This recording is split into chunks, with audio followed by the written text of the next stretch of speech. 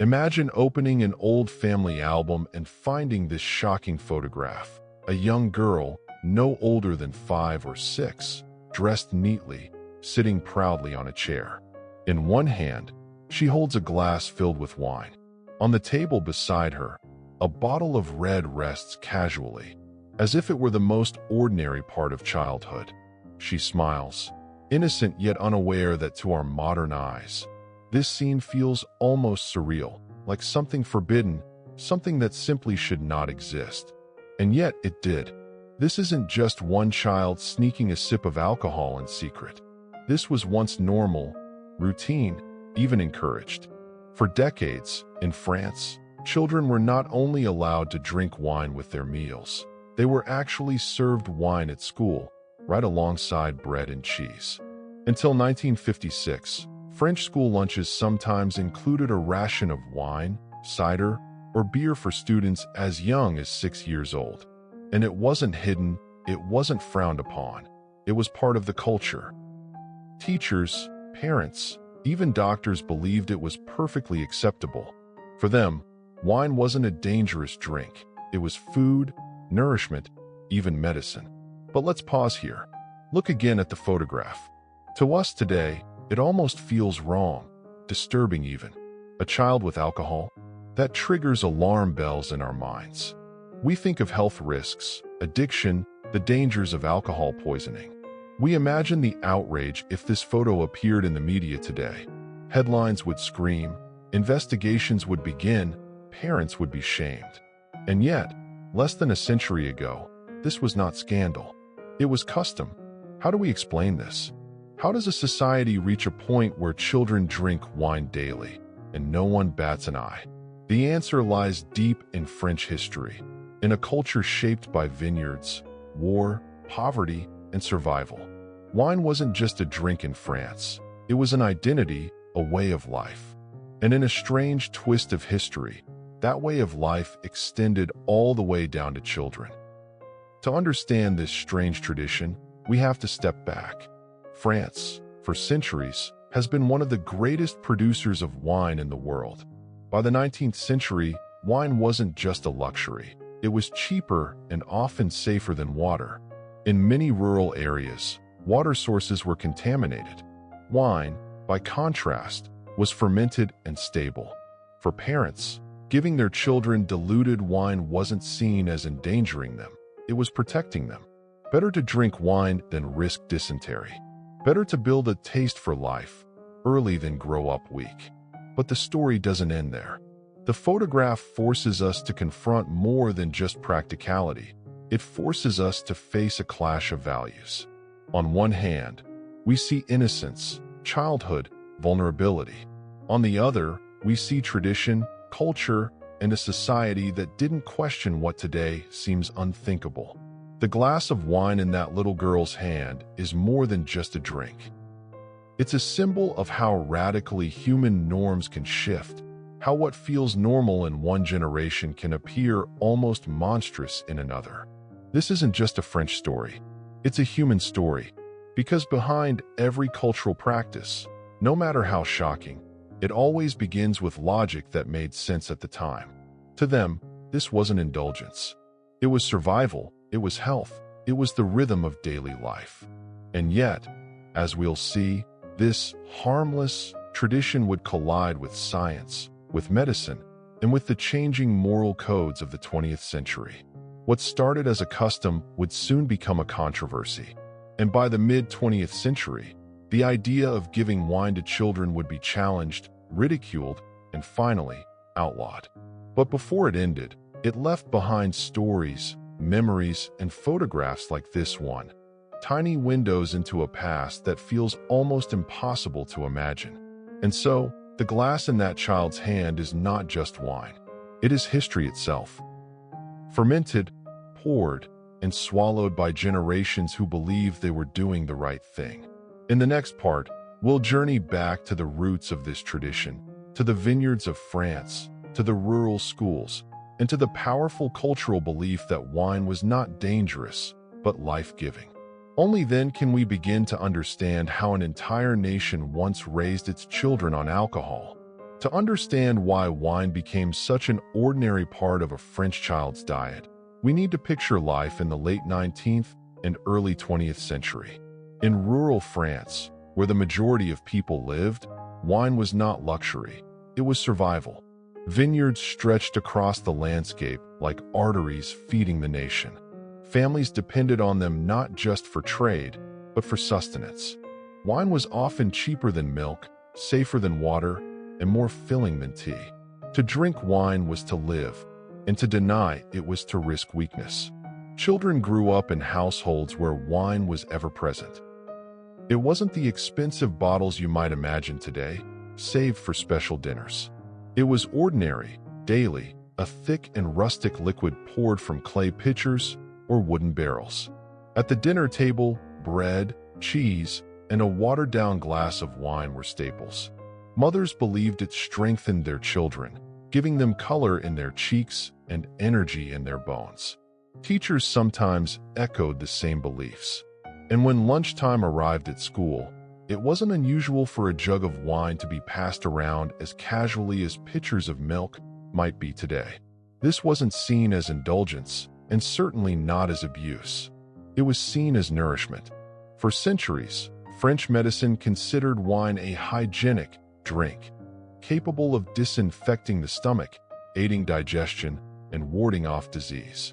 Some doctors even wrote in medical journals that children should consume moderate amounts to train their bodies and build resistance. In fact, many parents thought of wine not as alcohol at all, but as a food group in itself, essential like meat or vegetables. The cultural acceptance of wine for children was also reinforced by ritual. Baptisms, first communions, and even school ceremonies sometimes included a sip of wine. Children learned to respect it, to see it not as a forbidden pleasure, but as a part of life's rhythm. A child might have their first glass in the arms of their family during a Sunday lunch, while their father explained that wine was a gift of the land, a tradition stretching back to their ancestors. By making it normal, it lost its air of danger. Of course, this normalization had another layer: poverty. For working-class families, especially in the countryside, meals were sparse. Meat was rare, vegetables seasonal, and milk could spoil quickly. Wine, on the other hand, could be stored and shared in large quantities. Giving children diluted wine, sometimes mixed with water, sometimes with sugar, was a way to fill their stomachs and give them something safe to drink. In communities where water wells were contaminated and clean sources were rare, wine wasn't just the cheaper option, it was the healthier one. The irony, of course, is clear to us today. What parents thought was nourishment was, in fact, a daily introduction to alcohol for millions of children. By the 1920s, countless French boys and girls were drinking wine before they even understood what alcohol meant. To them, the taste wasn't strange, it was childhood itself. The tang of fermented grapes became the background flavor of growing up. Photographs like the one of the little girl with her glass remind us of this normalization. Her innocent smile hides the deeper reality. She is part of a world that saw no contradiction between childhood and alcohol. She wasn't breaking rules, she was following them. She wasn't sneaking, it was given freely. That glass was as ordinary as a toy, as natural as bread. And so, generation after generation, wine embedded itself into the childhood experience of France. It was the daily bread of culture, a liquid symbol of tradition and endurance. To look back now is to be shocked, but for them, it was a way of life, a way of survival, a way of growing up French. If family life had introduced children to wine, it was the school system that confirmed the habit as normal, almost official. By the early 20th century, French schools were not just centers of education, but pillars of cultural tradition. And tradition meant wine. At lunchtime, it was common to see rows of wooden tables lined with simple meals: bread, cheese, beans, maybe a small cut of meat on special days. Next to the food, a jug of wine stood ready, waiting to be poured into children's cups. Teachers oversaw it without hesitation. They didn't whisper warnings or set limits. They encouraged moderation but never questioned the presence of alcohol itself. To them, it was as natural as providing ink for pens or chalk for the board. In rural areas especially, the practice was strikingly open.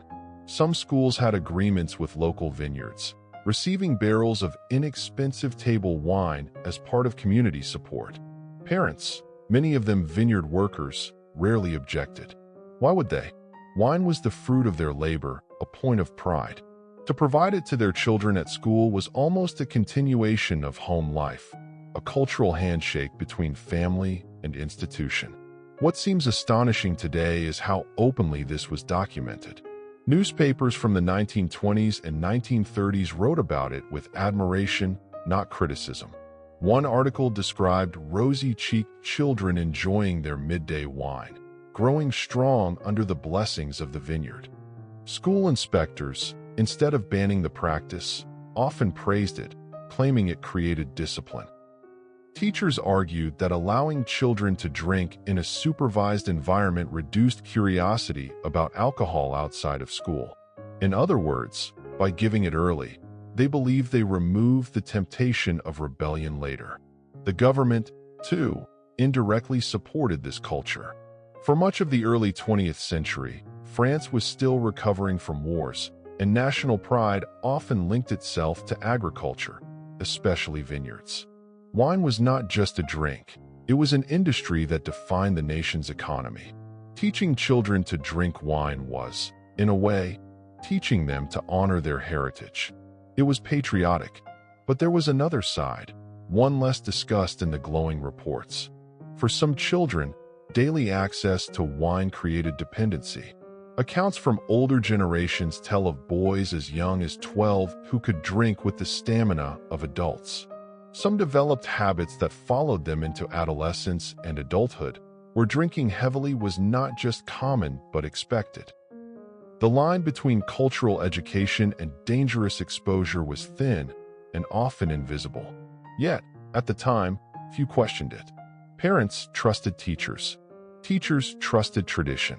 And the children, wide-eyed and obedient, raised their glasses as if it were the most ordinary thing in the world. For them, lunchtime wine didn't feel like breaking a rule. It felt like keeping one. Imagine the scene in those classrooms. Wooden desks polished by years of use.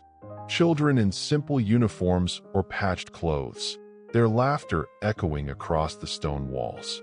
Bread being broken, crumbs scattering. And then, small hands lifting glasses filled with diluted wine, sipped without hesitation. It was a ritual, a daily ceremony, binding them not only to their classmates, but to generations before them. This institutionalization of wine in schools reveals something deeper about French society, the seamless fusion of culture, tradition, and everyday survival. It wasn't that the schools were reckless. It was that they were reflecting the very fabric of French life at the time. To remove wine from the classroom would have been unthinkable. It was only later, under the pressure of modernization, science, and international influence, that this practice began to be questioned. But for decades, French children grew up in classrooms where wine wasn't just tolerated, it was celebrated. If schools normalized wine, science and medicine gave it authority. For much of the late 19th and early 20th centuries, wine was not only seen as a beverage, but as medicine, something that strengthened the body, sharpened the mind, and even protected against disease. Doctors prescribed it. Advertisements glorified it. Politicians defended it. And parents, reassured by experts, poured it without guilt into the glasses of their children. French medical journals of the 1910s and 1920s are filled with astonishing claims. Physicians argued that a small daily dose of wine aided digestion, improved circulation, and provided essential nutrients. For children, some doctors claimed it was a necessary support for growth and vitality. The wine wasn't described as a risk, but as a supplement, like milk or bread. Pharmaceutical companies joined in. Bottles of fortified wine tonics were sold in pharmacies, branded with labels showing strong, healthy children running in fields. These tonics weren't watered down. They contained real alcohol. But the language around them was convincing. For energy, for appetite, for strength. Parents who wanted the best for their children often saw no contradiction in giving them such products. The French government itself became one of the greatest promoters of this idea. After World War I, soldiers returning home were celebrated for their bravery, and one of the key symbols of that bravery was wine. Posters showed robust men drinking, their muscles outlined, their smiles confident. "Wine gives courage," one slogan declared. And if it gave courage to soldiers, surely it could give strength to the next generation. Propaganda campaigns extended this narrative. During the 1920s and 1930s, France faced competition from beer and spirits imported from abroad.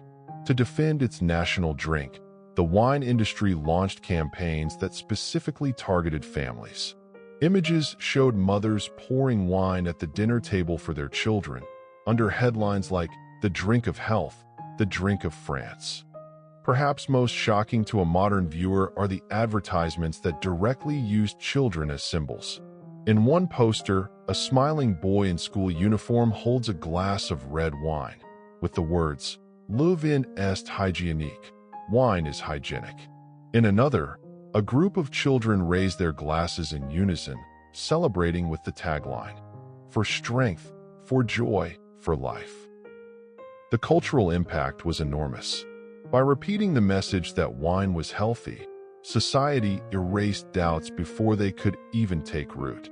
To question wine for children was not only unusual, it was unpatriotic, almost insulting to French identity. And yet, beneath the smiling posters and medical endorsements, there were cracks in the facade. Some doctors began to notice troubling patterns. Children with stunted concentration, families plagued by alcoholism passed through generations, and rising concerns about nervous conditions linked to drinking. But those warnings were faint whispers in a society that celebrated wine as salvation. For parents, the contradiction was impossible to see. How could something prescribed by doctors, promoted by schools, and praised by government be harmful? They looked at their children with flushed cheeks and energetic laughter and thought, "This is proof it works." The healthy myth is perhaps the most chilling part of this history. Not because people were reckless, but because they were convinced they were doing good. It wasn't neglect. It wasn't malice. It was care, distorted by culture and science working hand in hand. And so, in the classrooms, the playgrounds, and the family dinners of France, children kept raising their glasses. They weren't rebelling. They weren't sneaking. They were simply following the rules reinforced by every trusted authority in their lives. What seems normal within one country can look scandalous from the outside. As France poured wine into the cups of its children, the rest of the world began to notice. And the reactions were sharp, critical, even mocking.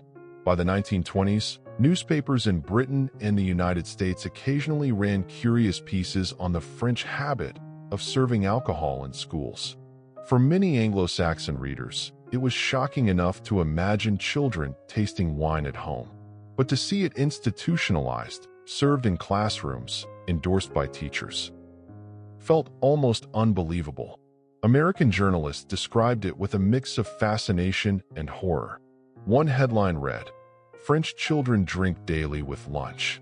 Another declared, "Wine in schools, the Gallic way of raising youth." The tone was often sarcastic, implying that this was proof of French decadence, a culture too indulgent to protect its children. In Britain, the reaction was equally harsh.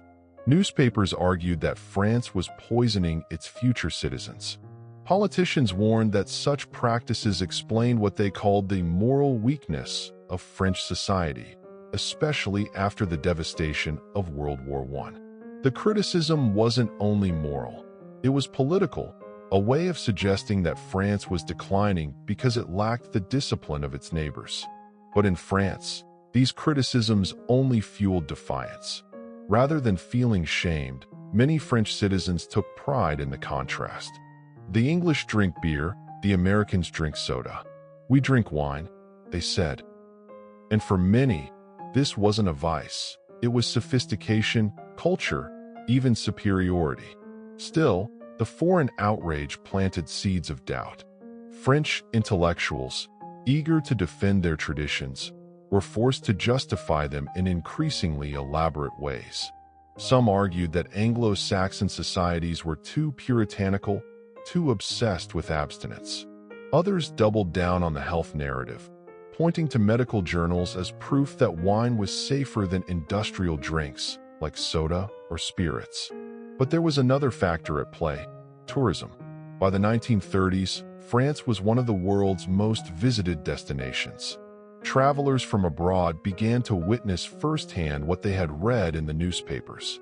Imagine an American tourist stepping into a French village school, only to see children of 6 or 7 casually sipping watered-down red wine with their bread. To them, it was surreal, almost grotesque. These encounters produced anecdotes that spread across borders. Travelers returned home with stories that reinforced the scandal. You won't believe it, French children drink wine in school. The more the stories circulated, the more they clashed with the growing temperance movements abroad. The temperance wave was particularly strong in the United States, where Prohibition, 1920 to 1933, had outlawed alcohol altogether. Though many Americans ignored the law, the cultural message was clear: alcohol was dangerous, immoral, even criminal. Against that backdrop, France looked like another world. And that contrast gave the story of French schoolchildren an almost sensational appeal. It wasn't just about wine. It was about cultural identity, about the clash between restraint and indulgence, discipline and pleasure. The scandal of French children drinking wine became a symbol of the differences between nations. Still, behind the mockery and the headlines, the foreign gaze had an unintended effect. It exposed France to an uncomfortable truth. Outside its borders, the practice looked indefensible. And once a culture begins to see itself through foreign eyes, cracks in the facade can widen quickly. By the 1940s, as the world grew more connected through war, diplomacy, and mass media, the pressure mounted. France could no longer pretend its school traditions were invisible. The habit that had once seemed natural, patriotic, even healthy, was starting to look like an international embarrassment. And slowly, those whispers of doubt inside France grew louder. Parents, teachers, and even doctors began to ask a new, dangerous question: what if the foreigners are right? World War II shattered Europe in every possible way. For France, occupied by Nazi Germany and torn between resistance and collaboration, everyday life became a landscape of hunger, fear, and survival. In this chaos, even the practice of giving children wine in schools took on strange contradictions. On one hand, scarcity reigned. Food was rationed, bread was scarce, and luxuries were nearly impossible to find. Yet wine, being part of the national heritage, remained a priority. The Vichy government not only tolerated but often promoted wine as a morale booster. Posters urged citizens to see wine as the drink of courage in dark times. For adults and children alike, it was presented as a source of strength against despair. This was not just cultural pride, it was propaganda. The regime used wine as a symbol of French identity under occupation, a reminder that even in submission, France remained France. It was a small comfort, but one that carried immense psychological weight. And so, even as bombs fell and supplies dwindled, schools often continued the practice of serving diluted wine with meals. But the reality was darker. Many families could not even secure enough food, let alone wine. Children in poor districts received little more than watery soups and stale bread. In these places, the idea of wine at school was a cruel memory rather than a daily reality. Meanwhile, in wealthier towns, the tradition persisted, a symbol of inequality even in wartime suffering. Foreign soldiers noticed it too. American GIs stationed in France were stunned to see children sipping from cups of red liquid at lunchtime. For men who came from a prohibition-shaped culture, the sight was shocking, even scandalous. Letters sent back home described tiny French children drinking wine as if it were milk. These accounts spread through newspapers, amplifying the sense that France was different, for better or worse. But within France, attitudes began to shift. War has a way of exposing vulnerabilities, and alcoholism was one of them. With so many men traumatized by battle, alcohol consumption skyrocketed. The government, struggling to maintain discipline, began quietly worrying about the example being set for the next generation. If the nation was already breaking under addiction and despair, could it really afford to raise children in the same way? At the same time, the world was moving forward. American influence after the liberation of France brought not only Coca-Cola and jazz, but also a new mindset. That childhood should be protected, preserved, even idealized. In American eyes, children were symbols of innocence, not miniature adults who could be introduced to alcohol. This clashed head-on with the French tradition. Teachers noticed the tension. Some defended the old ways, insisting that wine was still part of education, teaching moderation and responsibility. Others, however, began to question whether they were doing more harm than good. Doctors, too, were divided. A few clung to the outdated belief that wine was healthy, while others began to argue that the foreign critics might be right after all. And for the first time, ordinary French parents began to speak out. Whispered doubts became louder. Families who had lost fathers and brothers in battle wanted a different future for their children, a future that wasn't clouded by alcohol from the very first years of life. The war didn't end the practice of serving wine in schools overnight, but it cracked something deeper, the unshakable belief that it was normal. In the rubble of post-war France, the tradition no longer looked timeless. It looked fragile, outdated, even dangerous. And as peace returned, so did a new question. Could France rebuild itself without breaking from its oldest habits? When the war ended in 1945, France was not just rebuilding its cities, it was rebuilding its soul. The liberation had left the country battered but also transformed. American soldiers hadn't only brought military victory, they had carried with them Coca-Cola bottles, chewing gum, swing music, and an entirely new philosophy of childhood. To Americans, children represented innocence and hope. They were meant to be shielded from harsh realities, protected from vice, and given a childhood that was sacred. It was a striking contrast to the French approach, where children were often treated as little adults and introduced early to the rituals of food, drink, and even responsibility. Suddenly, French parents began to look at their children differently. When they saw American families laughing in cafes, serving soda to their children instead of diluted wine, they began to ask themselves, were they giving their kids the future they deserved or chaining them to the past? The clash was cultural, but it was also emotional. In post-war France, poverty was everywhere. Families who had endured bombings, hunger, and the loss of loved ones wanted desperately to protect the next generation. And the American idea, that childhood should be kept pure, untainted, sounded like a promise of something better. Advertising only made the contrast sharper. By the late 1940s, Coca-Cola was pushing into Europe, bringing with it a glamorous vision of modern life.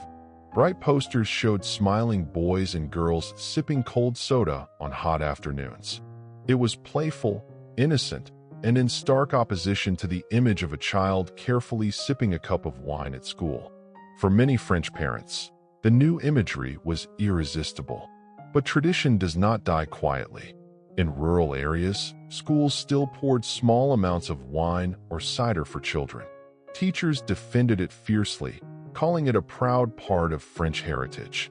Our children grow strong because of wine, they argued, not weak like those who drink sugar water. In their eyes, America's soda obsession was childish, even dangerous. Yet the medical world was beginning to turn. A new generation of French doctors, Many influenced by American research started to warn about alcohol's effects on young bodies. Studies revealed connections to stunted growth, poor concentration, and even long-term health risks.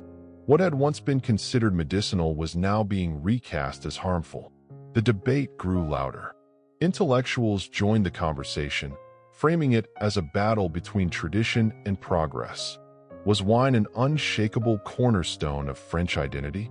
Or was it a habit holding the nation back from entering the modern world? For children, the change was confusing. One day they were told wine made them strong. The next, they were warned it could damage their future. Some schools began experimenting with alternatives: milk programs, fruit juices, even water flavored with herbs. These small adjustments were symbolic of a larger cultural shift. Meanwhile, the international spotlight was turning up the pressure. Stories in American newspapers continued to highlight the odd French practice of serving wine to children.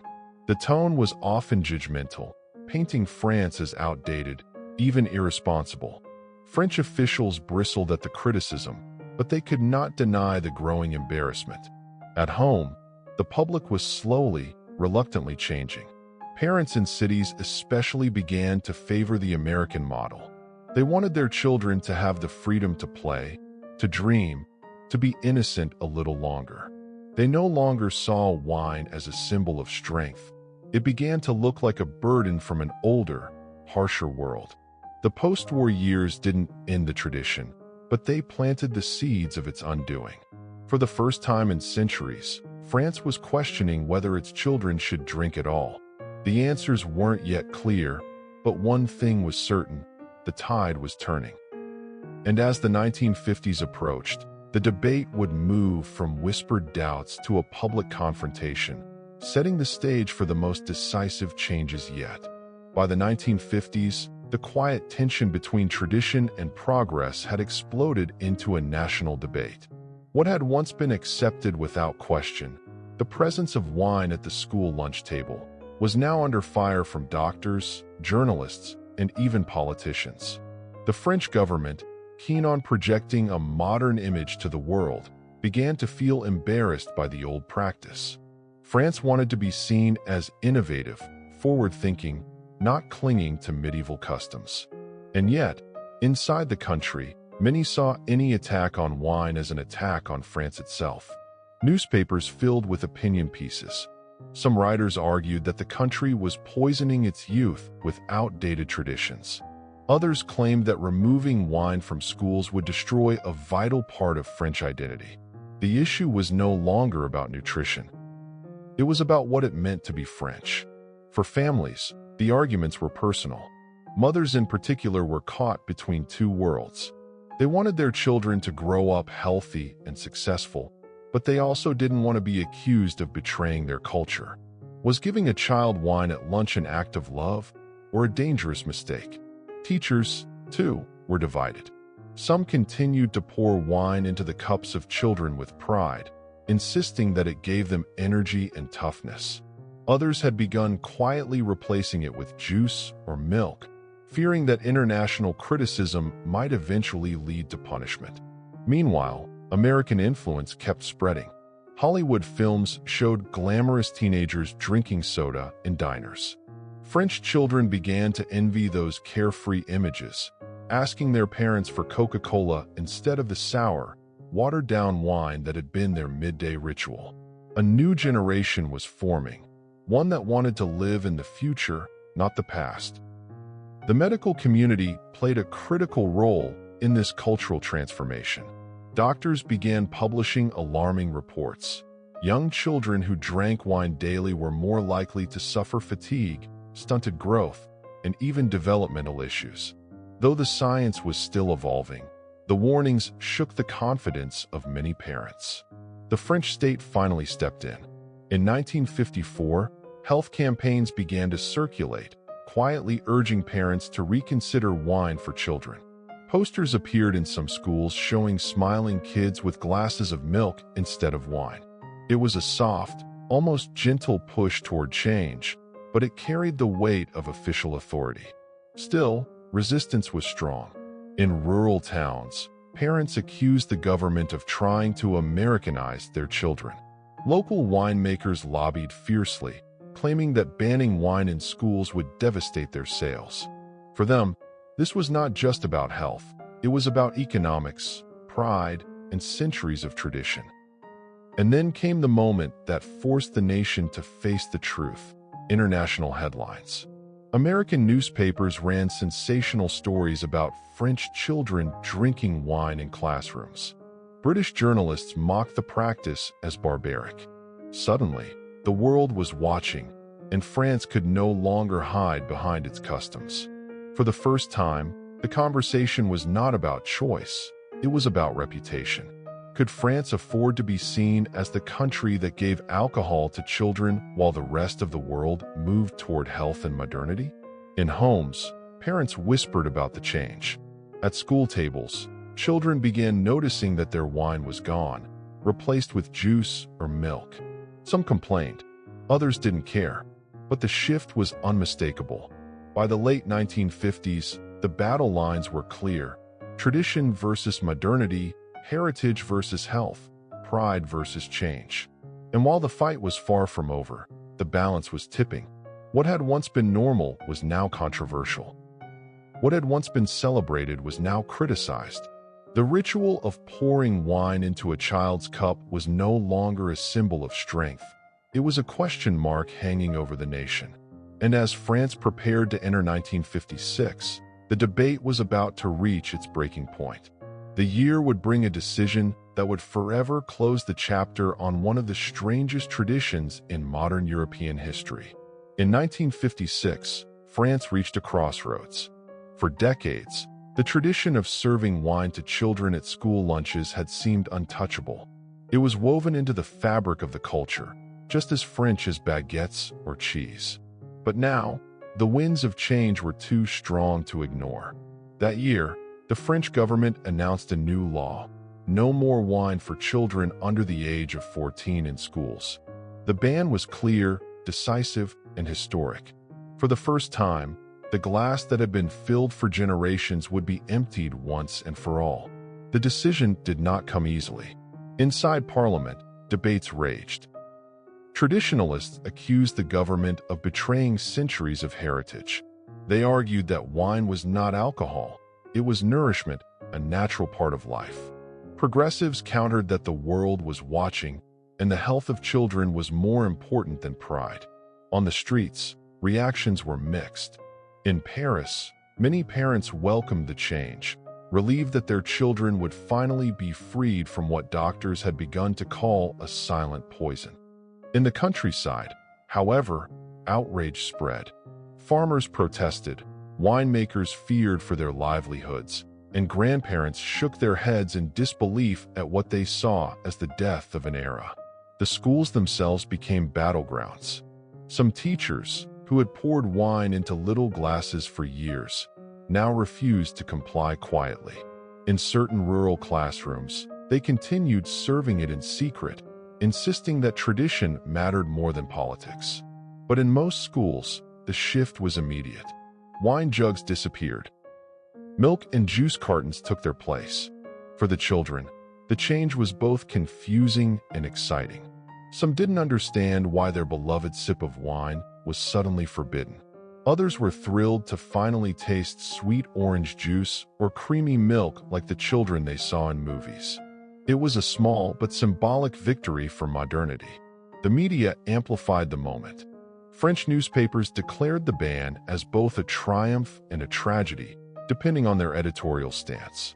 International outlets, especially in the United States and the United Kingdom, praised France for finally catching up with the civilized world.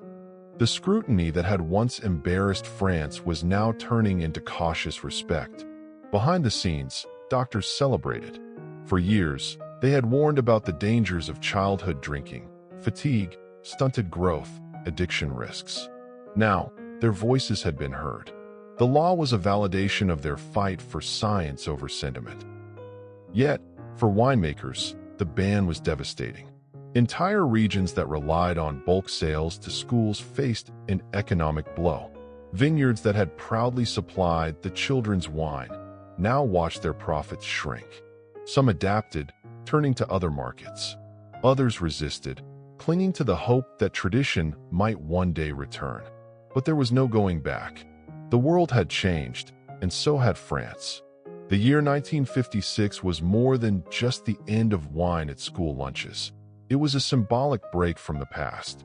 It marked the beginning of a new era in which the health of children, international image, and the march of progress mattered more than the stubborn defense of custom. In households across the country, the ban sparked emotional conversations. Parents wondered if they had harmed their children by following the old ways. Grandparents mourned the loss of something that had defined their youth. And children, those who had lived at the border of two worlds, became the bridge between past and future. The last school glass of wine poured in 1956 was more than a drink. It was the end of an identity, the closing of a ritual, the breaking of a cultural spell that had lasted for centuries. And yet, even as France moved forward, the memory lingered. In small villages, elders whispered stories about the days when children drank wine in school. It became a legend, almost a myth, something unbelievable to outsiders, but deeply real to those who had lived it. 1956 was the year the glass was emptied, but it was also the year France learned a new lesson, that sometimes letting go of tradition is the only way to protect the future. The law of 1956 was clear. Children would no longer be served wine at school. But the consequences of that decision rippled far beyond the classroom. At first, it felt like a cultural wound. In villages and small towns, the absence of wine at lunchtime seemed almost unnatural. Teachers who had poured it for decades suddenly felt as though part of their role had been stolen. For parents, especially those who had grown up drinking wine in school themselves, the ban carried an air of judgment, as if the state were declaring their childhoods shameful or dangerous. And yet, life moved forward. Within just a few years, a new generation of schoolchildren grew up without ever tasting wine in the cafeteria. For them, milk cartons, fruit juices, and eventually soda became the new normal. What had once seemed impossible quickly became unremarkable. Still, the memory didn't vanish. Adults who had grown up in the era of school wine carried those experiences with them for the rest of their lives. In interviews decades later, elderly French men and women would smile as they recalled their tiny glasses filled halfway at noon. Some remembered it fondly, laughing at how they felt so grown up. Others looked back with unease, realizing they had been exposed to alcohol before they even learned long division. The contrast between urban and rural France grew sharper. In Paris and other big cities, the ban fit easily into the rhythm of modernization. Families were already leaning toward modern health trends, influenced by international scrutiny and the rise of post-war consumer culture. But in the countryside, whispers persisted that something precious had been lost, that the government had given in to foreign pressure and stripped away a piece of France's identity. The wine industry itself adapted with mixed results. Some winemakers shifted their production strategies, focusing on exports and marketing French wine as a luxury product for adults. Others, especially those who had supplied schools for generations, were left behind. The era of children's wine had ended, and with it, a reliable source of income for many small vineyards. Culturally, the ban marked a turning point. France, once comfortable standing apart from international norms, now began aligning itself more closely with global standards of health and childhood protection. The decision to remove wine from schools foreshadowed larger changes that would sweep through the country in the decades to come. The influence of mass media, the decline of rigid tradition, and the rise of a modern identity that balanced heritage with progress. For families, the shift created complex emotions. Some parents continued allowing small sips of wine at home, believing the tradition could survive outside the school walls. But others embraced the change completely, deciding their children would grow up differently than they had. That generational split deepened as the years passed, creating a silent but powerful divide in how French people remembered their own childhoods. By the 1970s and 1980s, the ban was rarely questioned. A new cultural landscape had emerged, one where wine was firmly understood as an adult drink, associated with leisure and sophistication rather than childhood nourishment. The younger generation could hardly imagine a time when school cafeterias had wine jugs on the tables. And yet, nostalgia lingered. In old family stories, in the memories of grandparents, and in regional folklore, the image of children sipping wine at school lived on. It became both a curiosity and a source of pride for some, proof of how different, how defiantly unique France once was. Over time, what had once been ordinary turned into legend. Journalists rediscovered the story in the late 20th century, writing articles that shocked readers abroad. Did you know French children used to drink wine at school? Documentaries revisited the practice, presenting it as a relic of a lost world. The international fascination turned France's old habit into a kind of myth, somewhere between horror and romance. But beneath the myths, there was a simple truth. The ban had changed the country. It had redefined what it meant to be French in a modern world. And for those who lived through it, the memory of that last glass in 1956 never really faded. In the end, the story of French schoolchildren drinking wine is not just about alcohol or even about health. It is about the tension between tradition and change, between identity and modernity, and between what a society believes about itself and what it chooses to become. For centuries, wine was more than a drink in France. It was a philosophy, a birthright, almost a national religion. To place it in the hands of children at lunch was not seen as indulgence, but as an act of cultural continuity, a way of binding the next generation to the land, to the soil, to the vines that had defined the nation's soul. And yet, when the ban came in 1956, it marked a decisive break with that vision. It showed that France was no longer willing to stand entirely apart, no longer comfortable being the stubborn exception to the world's evolving rules. The country would keep its vineyards, its gastronomy, and its pride, but it would also step into the modern age, acknowledging the dangers that tradition could sometimes conceal. The image of a child lifting a glass of red wine in a noisy school cafeteria has become one of the most haunting paradoxes of French history. It feels absurd, even shocking, when we look back today. How could a nation allow it? And yet, when we examine the world of the time, the values, the scarcity, the unquestioned belief in wine as health, the decision seems less like madness and more like a mirror of its era. That is what makes this story so compelling. It forces us to confront the fact that what feels normal today may one day appear unthinkable. What traditions do we hold now that our grandchildren will judge harshly? What practices do we accept simply because they are familiar, only to realize later that they carried hidden costs? The story of school wine is, ultimately, a lesson about perspective. For the children who grew up drinking it, it was just part of life. For their parents, it was culture. For their teachers, it was duty. And for us, looking back, it is both a cautionary tale and a fascinating glimpse into the strangeness of history. But perhaps the most powerful legacy lies in the memories.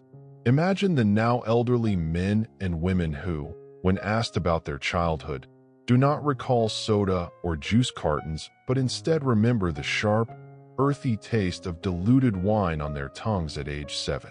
They remember the heavy smell of the cafeteria, the scraping of forks, the teachers walking between tables, filling their cups with a liquid that carried centuries of tradition.